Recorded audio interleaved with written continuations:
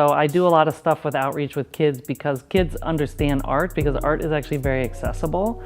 But it's science, right? So we almost bring them like a painting. Here's Picasso, but it's actually, you know, here's an embryo, and this is how beautiful it looks, and then we start to have a discussion about what we're looking at. When I work on mitosis, which is how cells divide, most kids can appreciate that, and so my science is very accessible in that regard. And I do a lot of work, you know, just trying to bridge that gap and get the kids to see that science is a really friendly place, and it's inquisitive just like art. Like you can, you know, touch it and see it and do these things, and there's a lot of things that are involved in there. But art is, to me, been the most simplest way to get kids into science, and it doesn't matter what background they are, everyone's attracted to it. So there's all these rules that we have for science education, and it prevents them from doing art, but there's a whole group of kids that want to do both, and art is really important in science. And so the little bit I can do to inspire them to just keep persistent and, you know, go with your passion, I think is the most important thing. And so that's why I like giving talks in general, because I see these kids, I don't want them they get lost to science, and we never see them because they don't feel like they belong.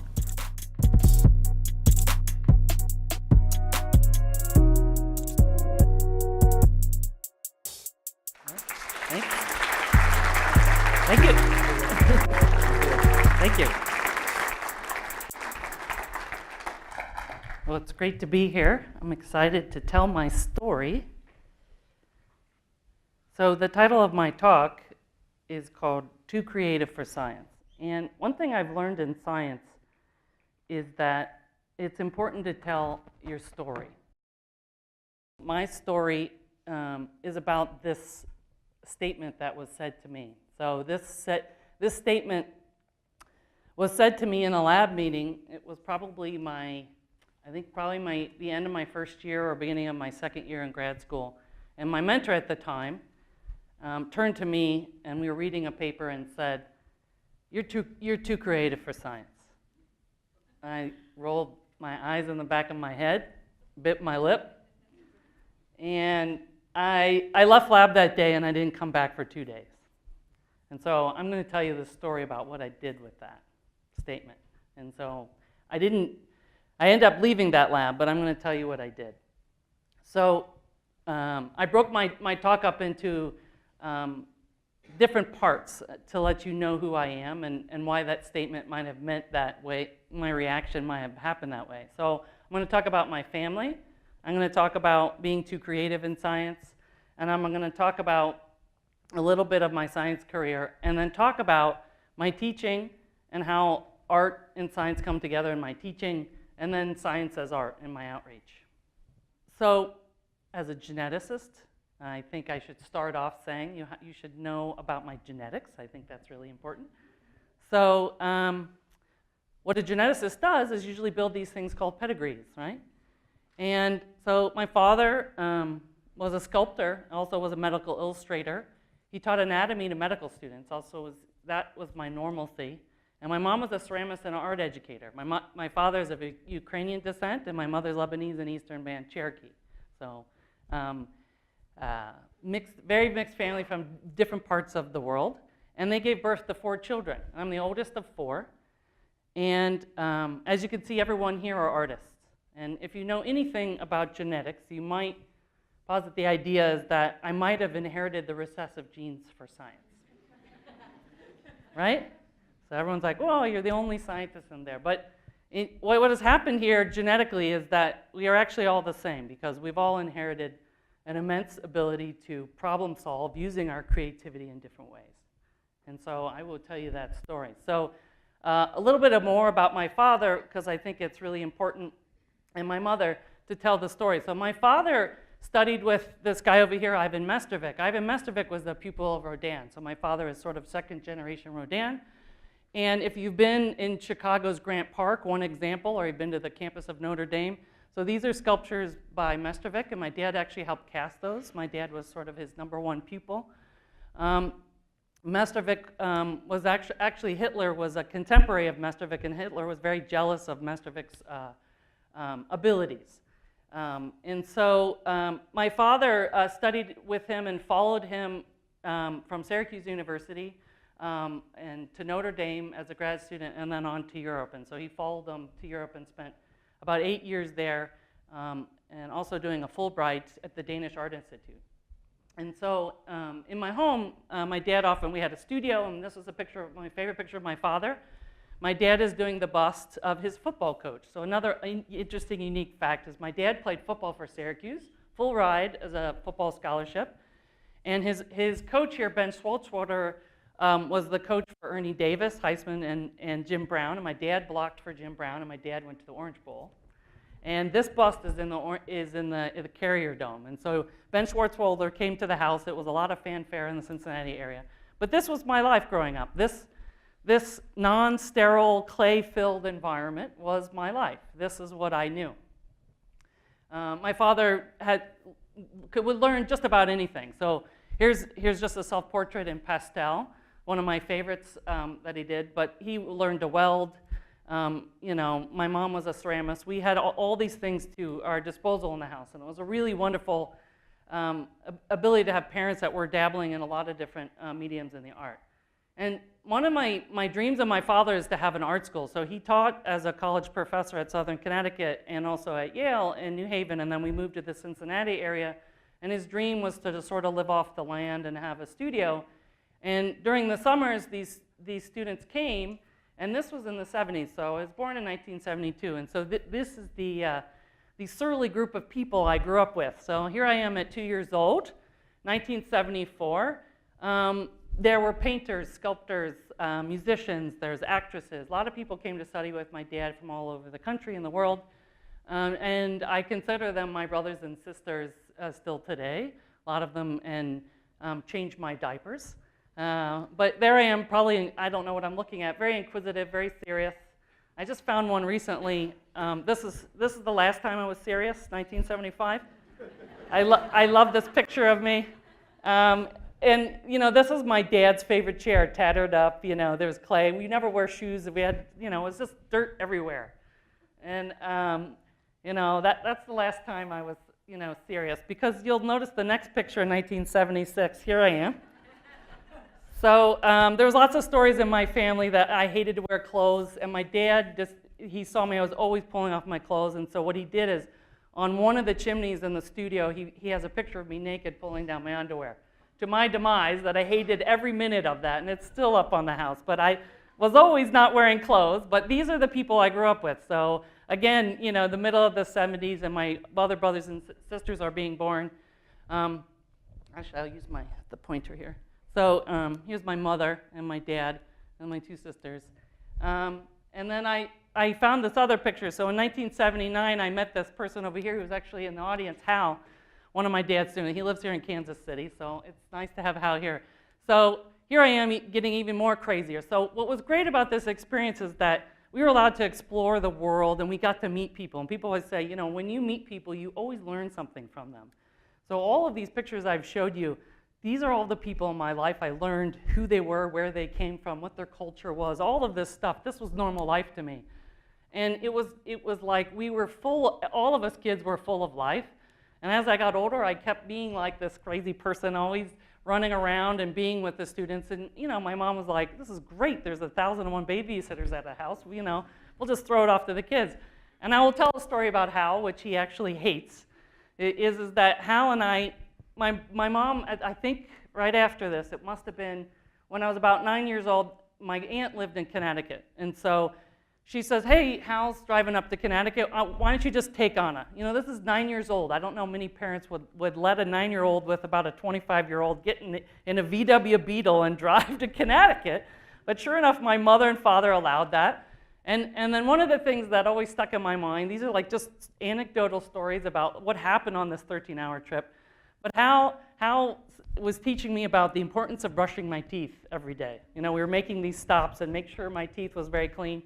And so, he said to me, he says, I'm going to make a bet that at the age 40, that you're going to have a cavity by then. But if you brush your teeth, 4 times a day, you won't. So I like to say, and be honest here out in the open, I am 46 and I still don't have a cavity. So I have kept my bet with Hal. And so we would have these things with the students and relationships with the students that, changed my life and these friendships, and I consider Hal like a brother. But it was a very unique experience, lots of hippies, lots of people from very into, Zen philosophy that my father was in. Very unique experience. And in addition to having all these wonderful people in my life from all over the place, we lived in this very unusual home. So this home is in northern Kentucky. It's in a town called Fort Thomas, which is across the river from Cincinnati. It's in Julia Bechtold house. It was an Cincinnati artist. And I like to tell this story because for a lot of students or people out there, this is the power of networking. So my father grew up in a single-parent home, very poor, full ride to college. And he had a mentor. Back in the old days, you had to read classified ads. And a mentor had read a classified ad and said, hey, there's an artist in Cincinnati looking for another artist to take care of a home. You should, and he told my dad, you should apply for this. And my dad said at that time in the 70s, we've got, we have 4 kids making $11,000 a year, and my mom wasn't working. And so my dad applied for it, and we won this house, actually. So we moved to Kentucky, and the only stipulation was to take care of the artist ailing sister, and she became our grandmother. So we called her Grandma Laura. So we won this house. My dad took it over and built the studio, and it had 7 acres of land. And we lived off the land, and the only thing that we bought from the store was actually meat. So we canned everything and grew up gardening and stuff, everything that's very in chic nowadays. We were doing it, and I thought it was the worst thing ever. So, but what's interesting about Julian Bechtold, a little known fact, is actually in this home was the very first ivory soap bar was carved. So Procter & Gamble's in Cincinnati, and so this is a giant soap bar. So this was done by Julian in the basement of this house. And so my dad had told me this story, and I think it's a really interesting one between science and art. And so as many as you know, soap, there's chemistry that goes into making soap, right? But in order to sell this thing, you needed to carve and have an artist come in and market this, right? And Dad says, you can't just make this soap and send it out. No one's going to buy it. You have to make it beautiful. And so Julian did this. And so I always knew growing up that science and art were intertwined. And it, it was sort of central to my life that really shaped me. And I always thought about this story, and I thought it was important. But it was a unique sort of history where the place I grew up. So I wanted to walk you through my house of what this looks like. Julian's house had a lot of reliefs and sculptures that my also dad had, and then this is a view into, this is actually where Julian had the studio, and here's my brother working, and this is the old studio where my parents had their bedroom. And then this is looking out to the front yard, and my dad has these huge sculptures and also Bechtold sculptures that were on the lawn, and this is actually the Ohio River is right here up on the thing. And then in the backyard, more sculptures and rose garden. My dad always learned how to, if he didn't know how to do something, he always learned how to do it. He wanted to do a rose garden, he built a rose garden. He built a brick wall, did a lot of things. And one of the things that I always liked, and if you come to my office, I have tons of quotes on my wall, but he had these little quote patios from a lot of artists or philosophers around here that you would walk around, look at the flowers, and contemplate, basically. And when I left for college, he said this to me, and he said, this is really important. Every child is an artist. The problem is how to remain when you grow up. What he was telling me, what Picasso was saying, is don't forget your past. Don't forget who you are. Maintain that when you get older. It's really, really important. So I left this amazing environment, and I went on this long trek, not to Norway, but I think this picture epitomizes a lot of people in science's experience. It is a long road to the top and to even get there. And so I left high school, and I went to Syracuse, where my dad played football. So I applied to Syracuse and Yale, and I got into both places, but I chose Syracuse because football was in our blood. And it was really the place that my dad had a lot of connections there. And I wanted to study art as well. And I got a minor in ceramics.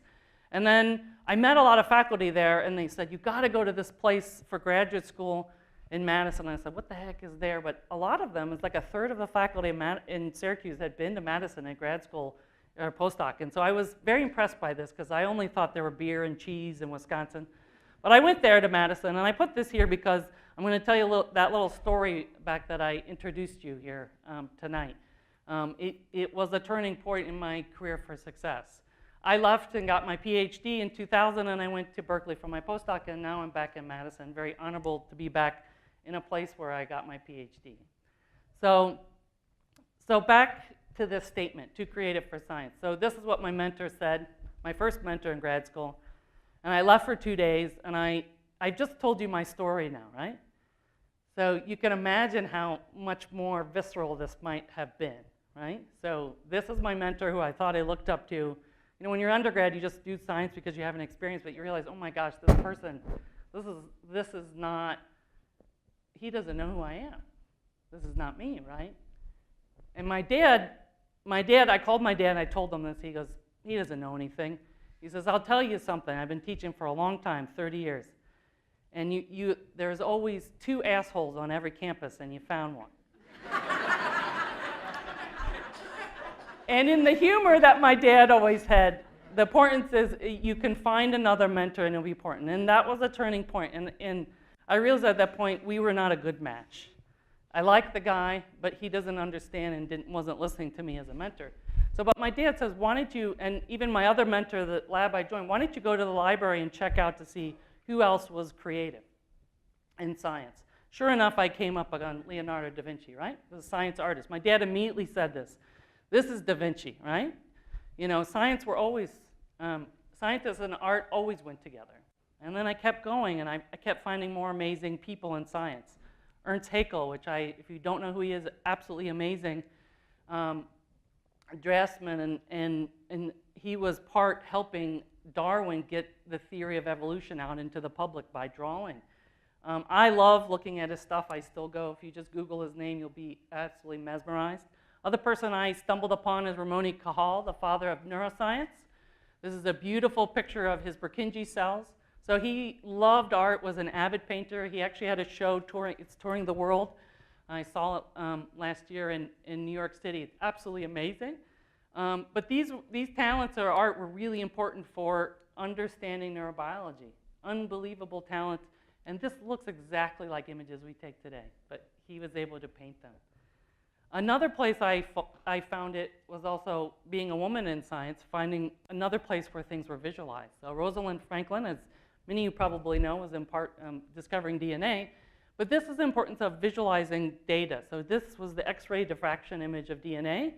And if it wasn't for this view and this visualization of DNA, the Watson and Crick wouldn't be able to build the DNA sculpture, right? So people call these a model. So models and sculptures are the same thing. And so that 2-dimensional thing became a 3-dimensional thing. And then that's where you can see all the bondings and the base pairing actually happening. And so art and science have always been here, especially for the discovery of DNA and for someone who is a geneticist. You know, this was exciting finding for me, and I realized I do belong here. And I found a quote more recently that I felt like after I went through this process of sort of trying to find myself in science, I came across this quote that I love. And scientists are actually the few people as adults who have the protected time when they can just explore, play, figure out what the world is like. They're simply big children. You know, this is a psychologist who's comparing toddlers to scientists. And I was like, yeah, I'm a big kid. That's, I belong here. I belong here. This is for me. And so obviously I stayed in science. I left the lab of that first mentor because I realized it wasn't a good match. And I went to the new lab, and if I hadn't done that, I probably wouldn't be here today. So, but I want to share what else happened in graduate school. So, what I found out in graduate school is I hated these things, these DNA gels, these restriction enzymes. I don't know if any of you have seen these. These are enzymes that actually cut DNA into certain places that cause different sizes to separate on a gel. And I looked at it, I was like, this is the most esoteric, bizarre thing I've ever seen. And I was in an RNA lab, and this is all they were running, and I was like, oh, I hated it. But I turned into my development book, and I realized that I loved this. I turned the book, and I was like, what? It was the most amazing thing I'd ever seen. I didn't know what this red stuff was. I didn't know what the blue stuff or the green stuff is. I didn't know anything about it. But I knew that it reminded me of a Moreau. It had these little structures here. And I was struck by that because I was like, wow, this is the most amazing thing. And it has this Moreau, and it's very artistic. And it was the most beautiful thing I had seen at that point in science. Amazingly, I still work on this today. I think that's the remarkable thing. But I was able to add, so my mentor, was really keen on microscopy, and I began to add video to this. And so this is one of my videos from graduate school of the exact same thing but live. And I was just, I love looking at this movie. It's the original movie I took that I was totally gobsmacked that you can actually look at art actually happening live. So this was, I can look at this every single day. I was like, I see something new. These are the sperm and egg meeting, and that's when all the magic happens, and the cell divides, and the chromosomes separate to the new cells. And amazingly, people have been studying this for hundreds of years, and we still know very little. We know a lot, but we're still trying to uncover the mechanisms here. But the amazing thing is the beauty of this process really inspires the curiosity to delve deeper and to figure out actually how this works. And so I wanted to move on to talk about what else happened in grad school. So I love this, and I think the most important thing is if you find something where you're really passionate about it, you're going to continue to love it every single day, and I think that's why I'm in science. But what happened in graduate school is I failed my prelims. So in order to go on in PhD, you have to take these prelim exams. So I failed not once, but twice. And for a lot of grad students, you're like, what? How did you get to where, you know? So I failed, and people told me, you got to drop out of school, your life is over, you're dumb, every little thing under the sun. But the luckily thing is the lab that I moved to, I had this great mentor named John White. You might not know who John White is, but he's actually the inventor of the laser scanning confocal microscope. I just had the fortuitous experience to actually be in his laboratory. And after I failed my prelim the second time, he came to me and he said this quote, I got a D in math, but I invented this microscope. So I was like, that's pretty profound. And I thought about it, I was like, well, it looks like a lot of math going on there, but I realized that, but this was so transformational for someone who thought they were a failure, right? But John turned to me, he's like, I know you're dyslexic. Guess what? I am dyslexic too. And it was like, two peas in a pod. And from there, we hit the ground running. And within 6 months, I had a paper in current biology. I mean, that's the power of a good mentor. And so, obviously, this is what I still work on today. I study this process, particularly this very late step that I'm going to talk about more in science, and the structure called the midbody. I love this most beautiful thing, I think, in the cell. And everyone studies something else, and they love it, and it's beautiful. But this is what I love. And I love it because it reminds me of Moreau. It reminds me of art, everything. I love it. It's like, but it's nature painting itself. It's like this is a painting from nature. It's amazing. So I'm proud of a lot of things in my career. I'm particularly proud of this. So in my postdoc, I studied the structure called the midbody. I got the cover of Science. So I could care less about the science in there, but I do. But I'm a cover girl at Science. I think it's kind of awesome. And this was actually on billboards and in BART stations. It was amazing, actually, because mitosis, everyone knows about mitosis, so it's easily publicly accessible to everyone because it's very simple. And so it went everywhere, and so people saw it. And I think for an artist, this is the greatest thing ever to happen to me, was that image that day where I captured the two twin cells dividing. It was like this amazing thing. So I'm very proud of that. That's certainly what I got my job for. It was really great. The other things I'm proud of are things that you might not expect. So in 1994, in the department that I am in, I was actually rejected as a graduate student. But in 2004, I was accepted as a faculty member. And in 2011, I got tenure. In 2018, I became full professor. So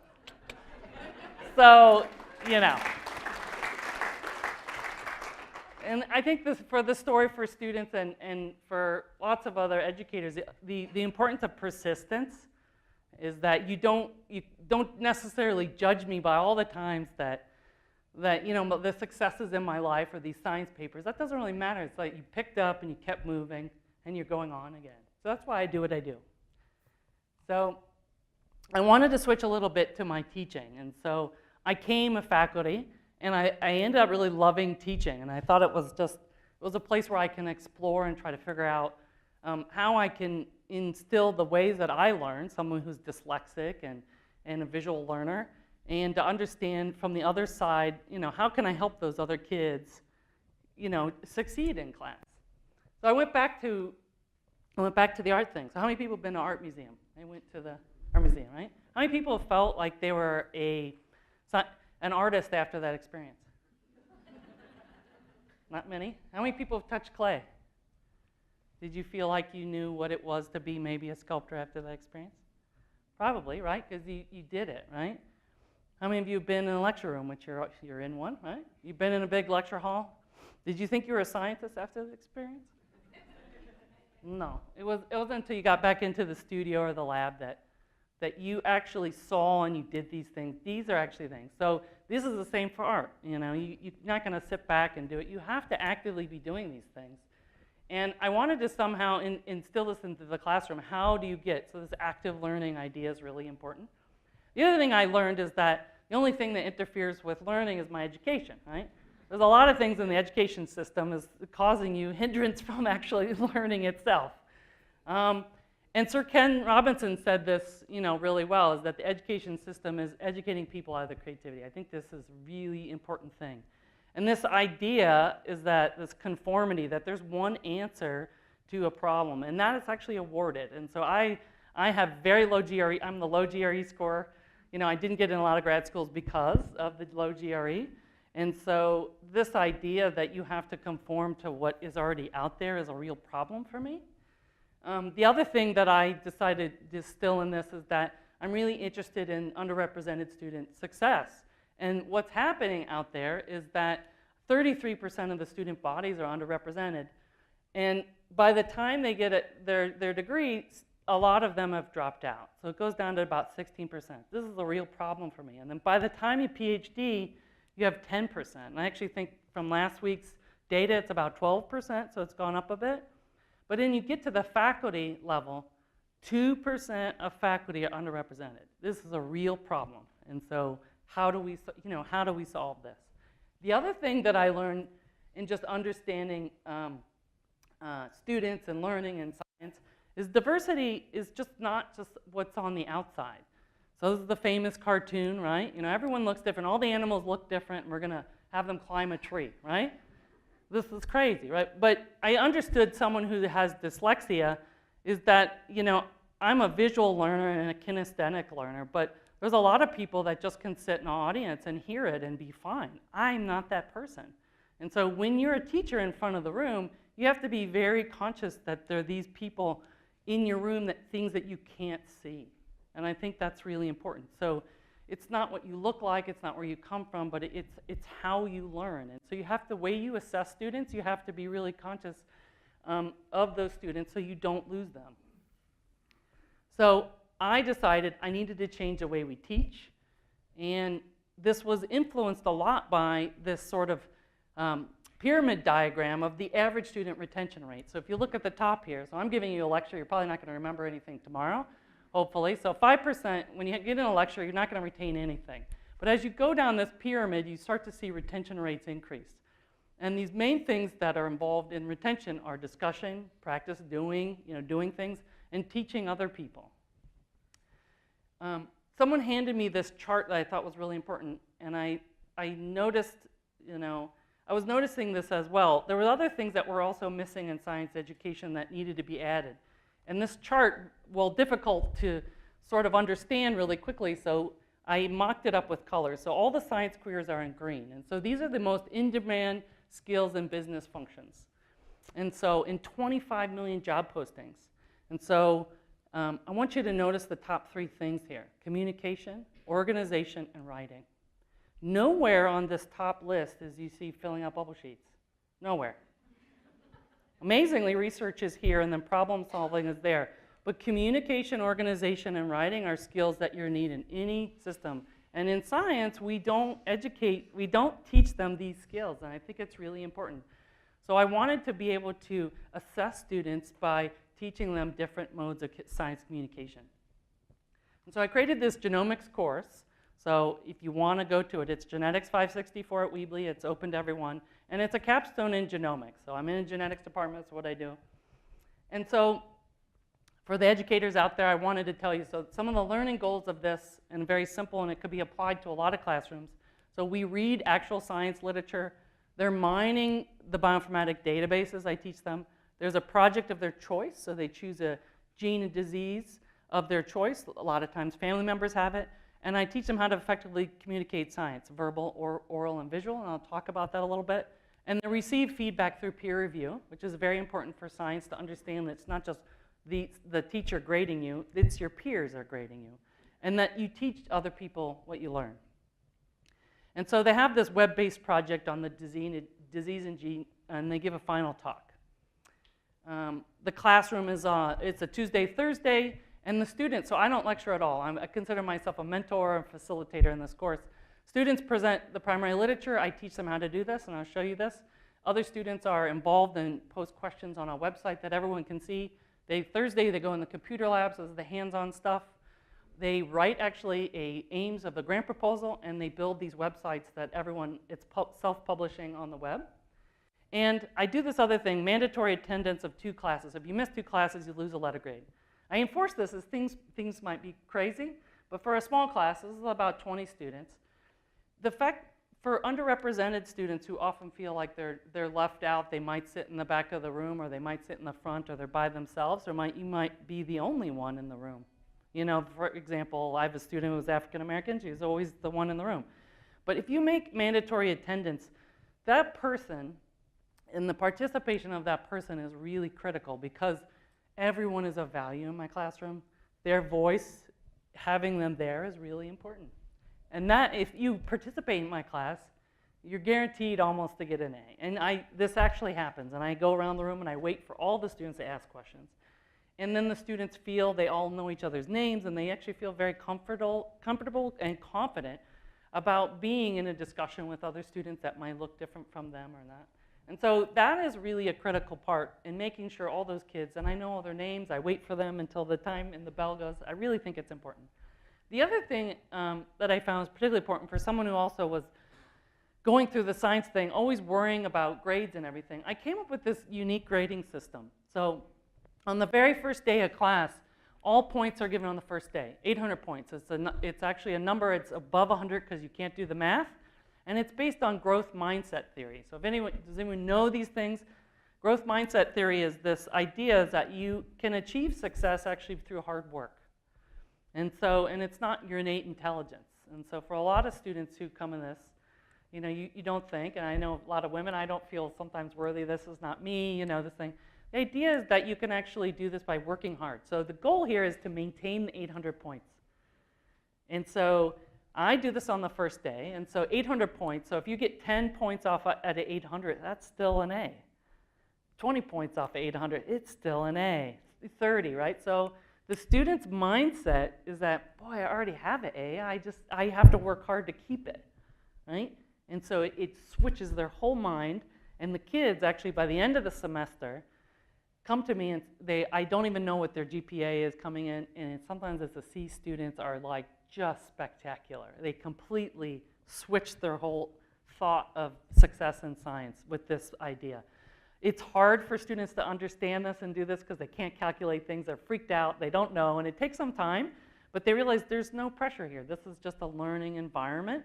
You get these points, but you have the points. You have an A. You're doing really well. And underrepresented students in particular will come up to me and say, Professor, I never felt more confident on day 1 in a science class ever in my life. It's amazing, actually. And it's so simple, and you can do this for any size classroom. Just this alone, I think, can change everything. So how do I teach them? So they're now lecturing, so I teach them to present. So this is actually what this looks like. Here's a student presenting on CRISPR. So I teach them, I have a whole week where I teach them how to do visual communication, and that's all prior to class, and I mentor them outside of class. There's a lot of extra time on my hand to do this, and they peer review and they're self-assessed immediately after their talk. And how do I do this? So when I'm talking to you here, when you effectively communicate science, majority of actually what you're retaining the ideas is through this visual. The rest of it is what's coming out of my mouth. That's the oral.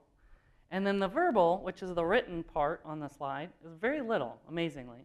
So how many of you have been to a class where all the slides are text?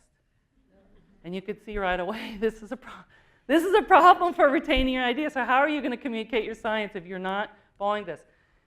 And if you add, so if the retention ideas, if you just have words, you get about 10% of the ideas. If you add pictures with words, 65% up. Amazing. This data actually comes from this book, Gar Reynolds, who is actually the right-hand man for Steve Jobs.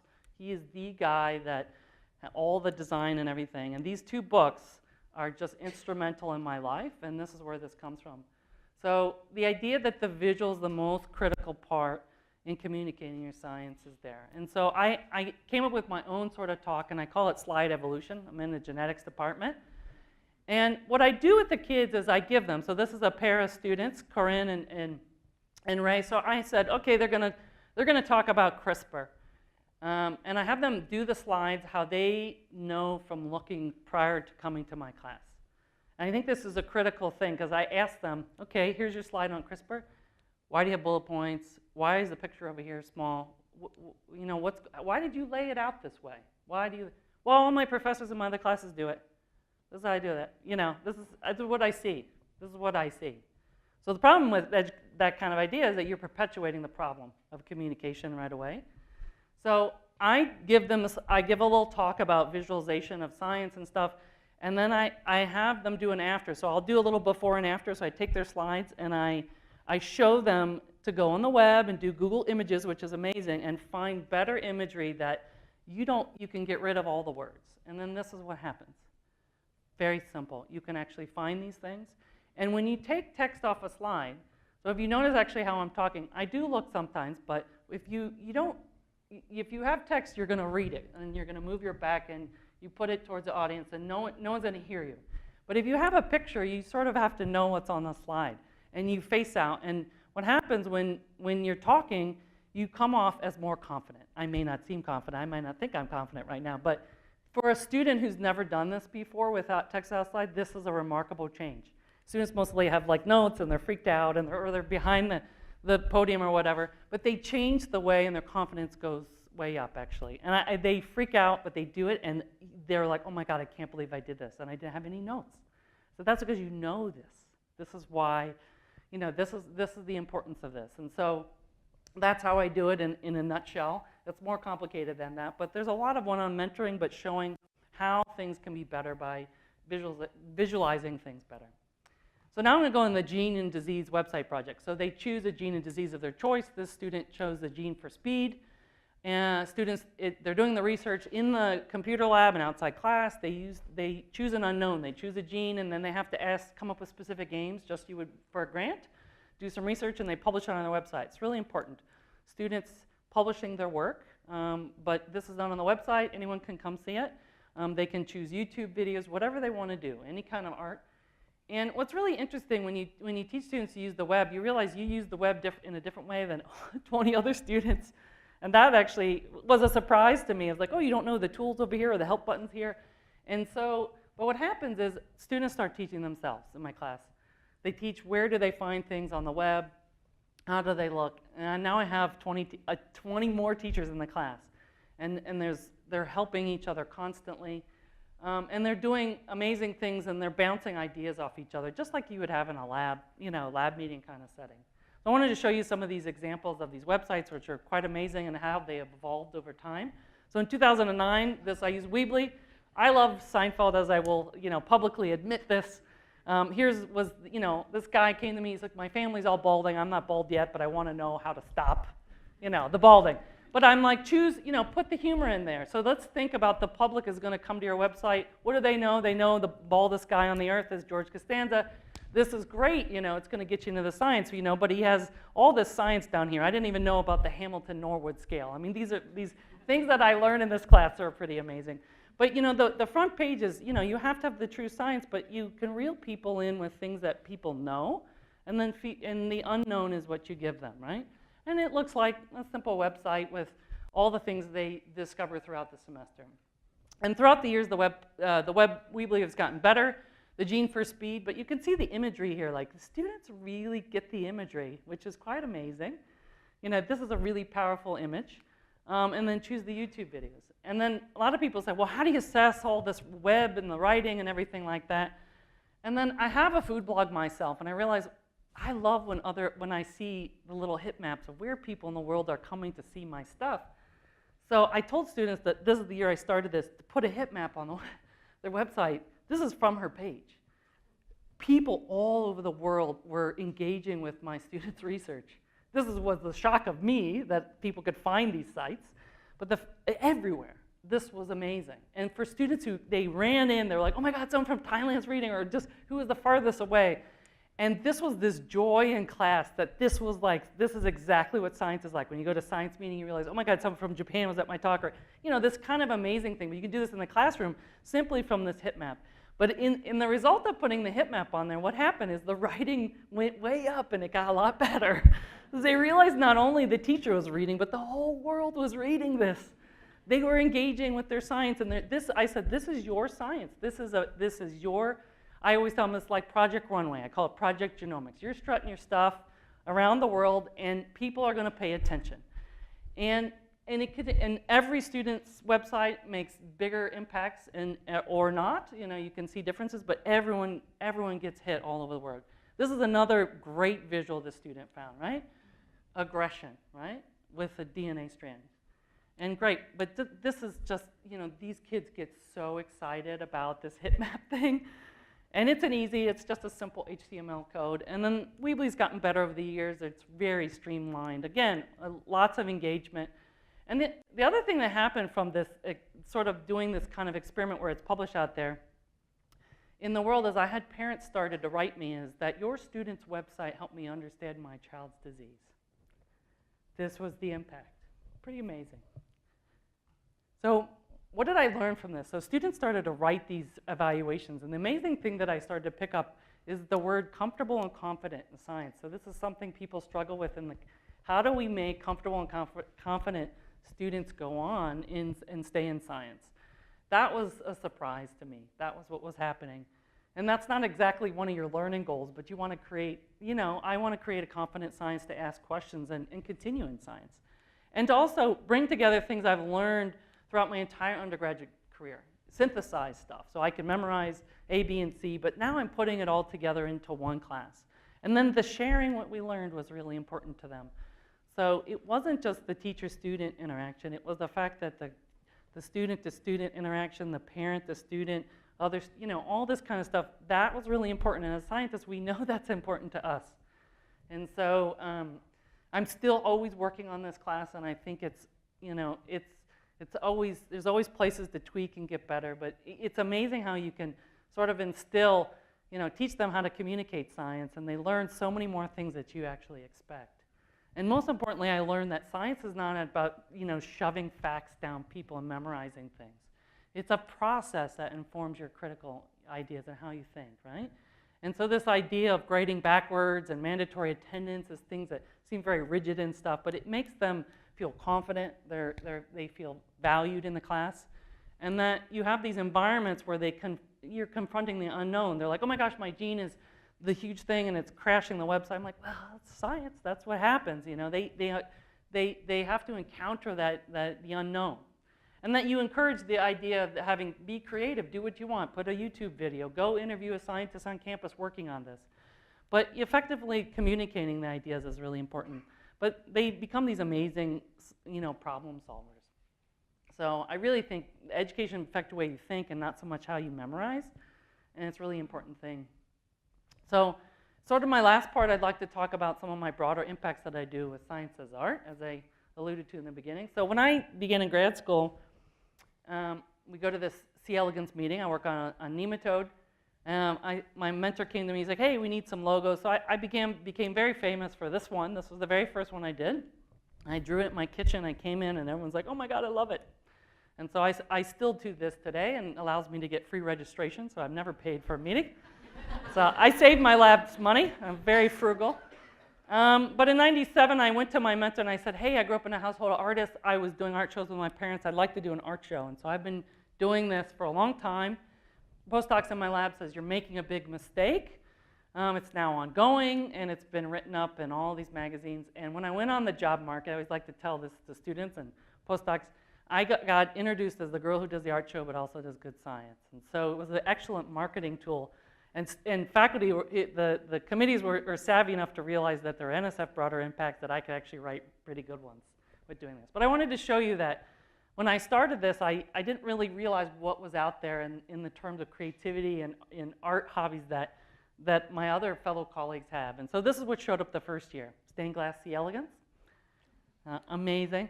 Steve Johnson. People made worms having sex on a batik scarf. People love these nematodes. People get inspired by their EM images and make Andy Wormhole. You know, whatever floats their boat, right? Now this is Abby Dernberg. So this is the gonad of the worm. This is the DNA in the gonad. This is probably the most beautiful gonad you've ever seen in your life, no, pun intended. But I'd like to stop on Abby, for instance. Abby is at UC Berkeley. She is this is the very first year we ran this. She was a postdoc at the time. She's now at HHMI, very decorated professor, very famous professor. But what happens at the worm meetings now is I can recruit postdocs to submit their work to the art show because everyone I've showed you here has become a faculty member. So it became a testament to the fact that everyone was very creative problem solving, very good at the microscopes, very, doing amazing things and doing outreach. So, and so it became a running joke now. The postdocs run to submit their work and they duke it out for the jobs, I think. But the amazing thing is that there are skill and sensitivity in looking at images that is really important for science, and definitely her lab has made huge strides in this area. Share a few other things. So Kirsten, a friend of mine, Kirsten, finds worms in snow. This is something I did. Anyone want to guess what that is? See the worm here? What are these? What? Apple seeds? What? Coffee beans? That's usually what I get. I like UFOs and Roswell. I think these look like UFOs. So I was looking down the microscope one day, and I was like, oh my God, it's like UFOs. This is awesome. I'm on Mars, and there's a worm. But we've decided, we started seeing images like this, but this is a really good image for public engagement for the reason that you sort of think you know what this is, but you might not know what this is over here. And so I introduced this, but this is actually an air bubble. So the temperature that this agar plate that this worm is on. So this is like a hard gelatin kind of material, and it solidifies at a certain rate. But apparently, all these air bubbles end up looking like UFOs to me, or coffee beans. But this one I really love because people love looking at this because they get really curious. But it allows me to have a conversation with someone about this other favorite thing that I look on. So when I became a faculty member, you get a little more power, more things to do. So I started doing some shows and installations, so I wanted to share you those things. So I came into my brand new building in genetics, and it was a brand new wing of this building, and the building that I used to be in looked like a toilet. It was like an old building with cinder block. It looked horrible, and I was this brand fancy new building. But I walked in, I was like, I can't work here. This is horrible. It was all white walls, massive white walls. So that was my first year as faculty member. I didn't know there were actually rules on campus where you have to talk to your chair first. So I walked up to the dean's office and I said, hey, I got this idea. I can't work here. There's a big white wall. I want to put all this science art up there. And he just said, how much do you need? He's like, I'll give you $15,000. And I was like the most money I've ever gotten with the conversation. And this is actually what happened. So what happened is I took all images from our department, we made them larger than life and put them up on the wall. And now what happens is busload of kids come through here. And everyone gets excited about C. elegans and yeast and Drosophila and plants. They get so excited about coming through here. And from this installation, I became a member of the art department. So the art department's like, oh, you have a permanent installation in a big science building? This is a big deal. And I'm like, do you have tenure yet? I'm like, hell no, I just arrived. And so it was like this amazing thing. And so this became now like a lot of things that I'm going to show you. So from this, the art department was like, well, I think you're onto something here. And Chancellor was really interested, and so gave a lot of money, and we did this show called Tiny. Was the most, and at the point I didn't know the universities are in cahoots with the airports, but the university owns display cases in the airports. This is amazing. And so they had space, and so Tandem Press is a famous printing press in Madison. And we took images from campus, people submitted it, and it was up there for over a year, and we had an overflowing box full of suggestions and comments from the public. They had never seen it like that before in the airport at all. They had the most people standing in these things. People wanted to know what stem cells look like. It was amazing. And it got a lot of press and written up, and then things just went It totally went crazy. So I'll share a few images of that, and I want you to sort of guess what these things are. So does anyone know what this is?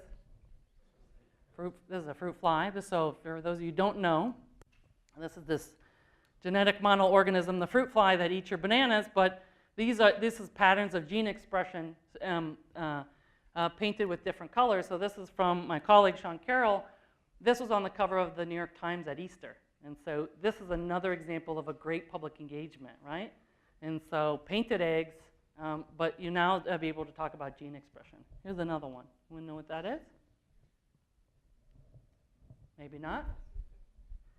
This is actually zinc oxide, nanorods. This is actually what collects the sun in a solar cell. So these are people in material science. Beautiful, right? How about this? Who goes hiking? People go hiking. You get attacked by a plant. This is on the other side of the plant. This is actually from a mustard plant, but you know when you get attacked by that, this is trichome that it attacks you. I love this image. I think it's out of this world completely. It just looks like it's from Mars. Now the next one. What is this? What does this remind you of? Monet. Yeah. What do you think it is? Any idea? This one totally dumbfounded me. It's actually my best friend's lab. This is blood vessels in the eye. This is the little blood vessels in here. I was shocked by this. This was the campus winner a couple years ago. I just think this is stupendous. And again, this is images. It doesn't go into a journal. This is taxpayer money that's not shared with the public. Now it is. This is really important. So all these images I show you don't normally get published, but they're great for public engagement. And so this kept going. So this is a couple years back, so the Cool Science Image Competition, this tongue, I had no idea that the tongue array of cells were perpendicular to each other, gold melting, cerebellum. This would be a throwaway image, but it looks very celestial, amazing.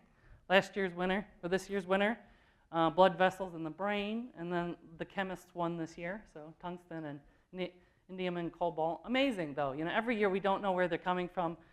It goes out, and the campus says that the amount of hits that they get from this show is enormous, and especially for alumni public engagement. What science is going on through this beauty thing? So it's quite big, and Promega is a huge supporter and donates a lot of money, and the Promega is very into the arts, and so they house our show, and the show goes around campus, and it's excellent for engagement. So getting near the end, but I want to leave you with a few other things, but I love this quote. I want to share it with you. And I've adapted it, so I've added, instead of he, I added she, right? So the scientist does not study nature because it's useful. She studies it because she delights in it. And she delights in it because it's beautiful, right? It epitomizes me. If nature weren't beautiful, it would not be worth knowing, and if nature were not worth knowing, it wouldn't be worth living. So this is sort of what I love. I love this stuff. And so all of the things I showed you in the image and the science that I do, that beauty of the science is what drives my curiosity, and it keeps me coming back. And that's how the artist in me maintains a sense of self in science. And so I want to leave this sort of end part to talk about what else have I done. So now I'm collaborating with artists. So I'm in the art department. I actually can train master's art students in my laboratory. But it started off with this student, Chanel. So Chanel was actually an undergraduate who came to my lab, and she heard that I'm the only scientist who allows artists in the lab. She actually got a Guggenheim Fellowship, and for anyone who knows this is a really big deal, especially for an undergrad. Her grant was called Differentiate, which is a scientific term. She came to my lab and was interested in looking at anything, and she was a fabric designer, and she looked at the cuticle of a worm, and she loved this, and she got inspired. So she created fabric from the worm cuticle, and was the first undergrad who did a science art thing at the poster session. She came out of a body bag and differentiated and had all these dances as I crawled underneath the desk thinking my faculty would think. But she's actually she's still a performance artist in New York City. She's very popular. She's unbelievably amazing. And so she started off a lot of the collaborations with other artists. And then another artist, Angela, came. She's a photographer by trade, taught high school. She's been in museums. She came, and so my fantasy would be all these science buildings that have white walls that we would fill them with artists and collaborations. We've done this is outside my lab. So we have a zebrafish, person on the floor, a mouse, Drosophila, and elegans. So we're all together on the floor. She spent all the time in the labs. This is one of my favorites, just a montage of sort of antique pictures of C. elegans, not C. elegans, zebrafish, I love C. elegans, sorry, zebrafish embryos, and it's a permanent installation. It was her MA show. And the amazing thing about this show that happened is we had the opening, and 150 people that had never been in a science building came in for the show.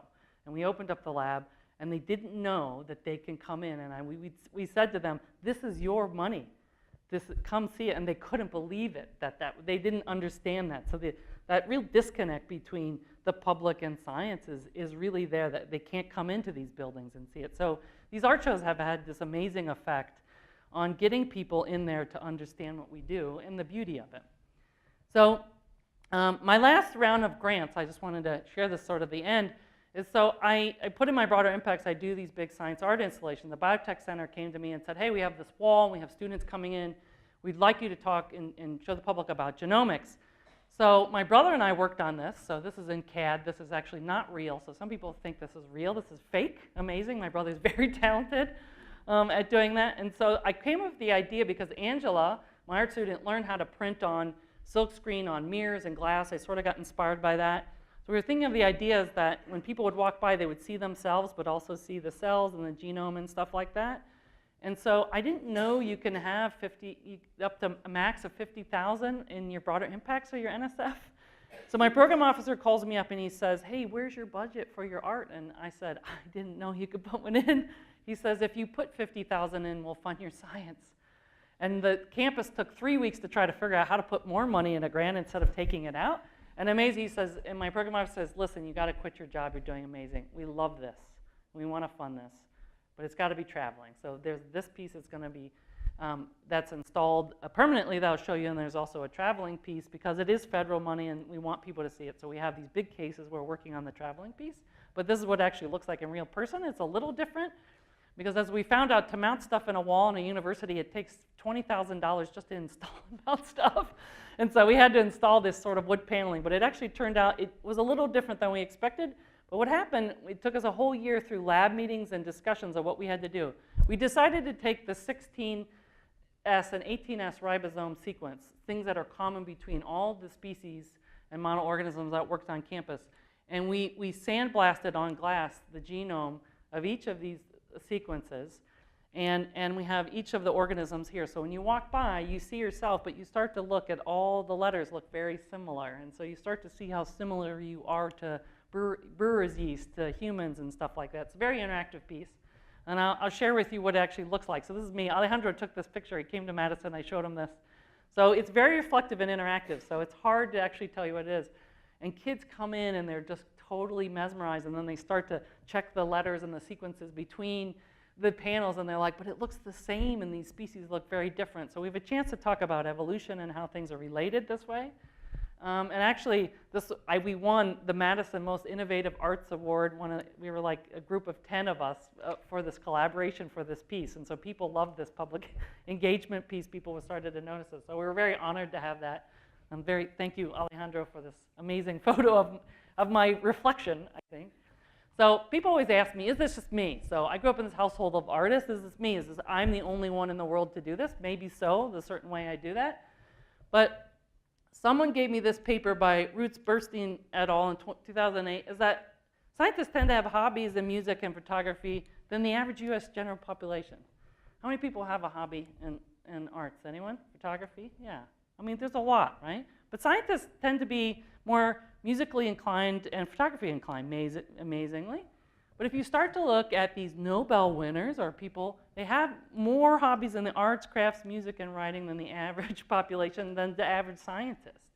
And then if you look at award-winning scientists, National Academy members, Royal Society, or Nobel, you're almost up to 2.8 times more likely to have a hobby in the arts. That's pretty amazing. So we have this disconnect in the education system, and that this is where innovation is happening, right? So people are doing these things all the time, and this is what's So I think it's really important, and not that I agree with maybe some of this data analysis, but I think there's something to this, is that there are, and I know a lot of scientists that are musicians, and it's out there. We need to cultivate that.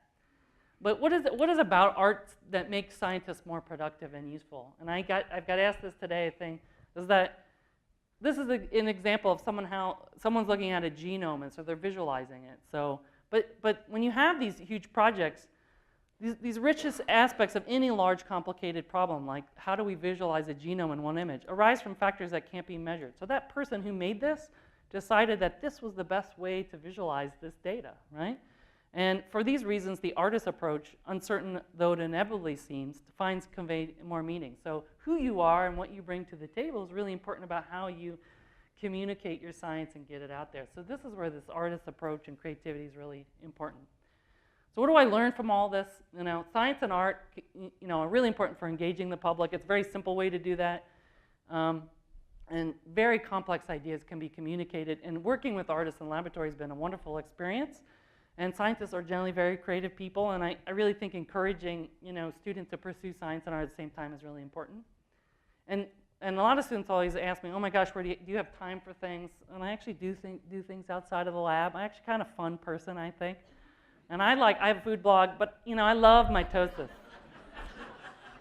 So for people who think they have no time to do public engagement and there are scientists out there, this is a bag of sugar. This is the cost of a bag of sugar, a couple bucks, a little bit of time. You tweet this out, this goes viral. I actually got a job off of these cupcakes. So people thought this was an interesting point of view, and I've been doing this for a while. And so I tell people there's multiple ways to engage with the public. You know, people love cupcakes. They know what a cupcake did, but you know, what is a mitotic spindle?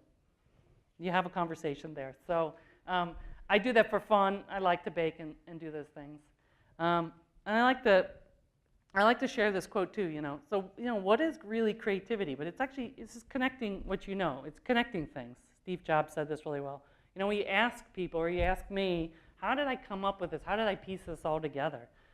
For me, I just saw it. I saw this beautiful image. I need to share it with people. Let's have an art show. I grew up in a household of artists. This was very easy for me to do. I didn't think this was very novel. You know, I connected experience that I had and synthesized new stuff. Steve Jobs did this. You know, I always show the iPhone. You know, this is Zen philosophy, you know, right? The middle button. If he didn't, you know, pay attention to Zen philosophy, this iPhone would not look this way. You know, none of this design. So he brought that to the table and transformed, you know, how people use technology in the phone. So, and I think for me is, you know, I was able to toggle these things, and I was searching for the web to try to describe myself in a visual. I found a Venn diagram. I hate math, but this Venn diagram describes me to a T. So I was able to find success in that overlap between science and art, and that's the sense of wonder that sort of drives me all the time and keeps me going. And, you know, being able to see things differently doesn't make you crazy. It makes you valuable. Thank you.